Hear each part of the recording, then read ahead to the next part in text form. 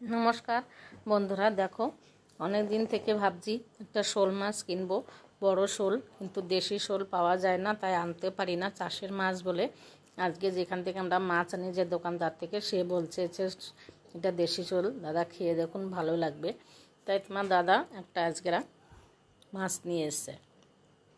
নুন হলুদ মেখে মাছটাকে এবার ভাজবো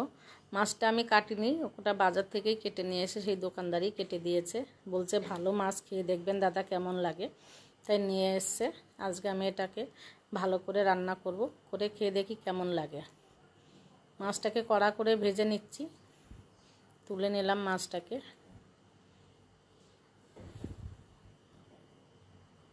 এবার ওই গরম তেলের মধ্যে আমি আলুটাকে ভেজে নেব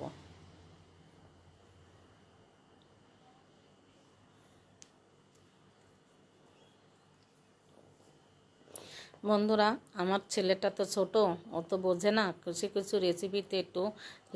একটু বলতে ভুলে যায় লেখাগুলো একটু ভুলভাল করে তো তোমরা একটু মানিয়ে নিও আমার জিরে আদা আটা পেঁয়াজ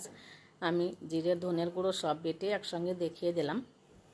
এবার আমি আলুটাকে তুলে নিয়েছি এবার আমি সাদা জিরে ফোড়ন দিয়ে দিলাম কড়াইতে আর একটু তেল দিয়ে দিলাম পেঁয়াজ গ্রেট করে রেখেছিলাম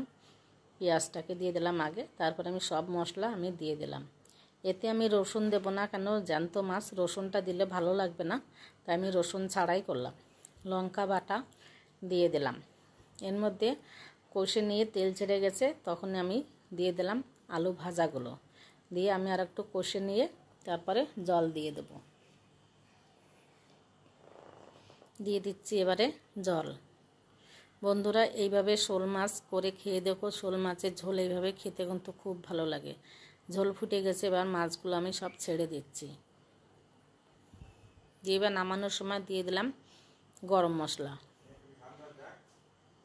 দিয়ে এইভাবে মাছের ঝোল করে খেয়ে দেখবা বন্ধুরা খুবই ভালো লাগবে একটা টেস্টি মাছ যদি ভালো লাগে এটা লাইক কমেন্ট শেয়ার করে দিও হয়ে গেছে রেসিপি কমপ্লিট করলাম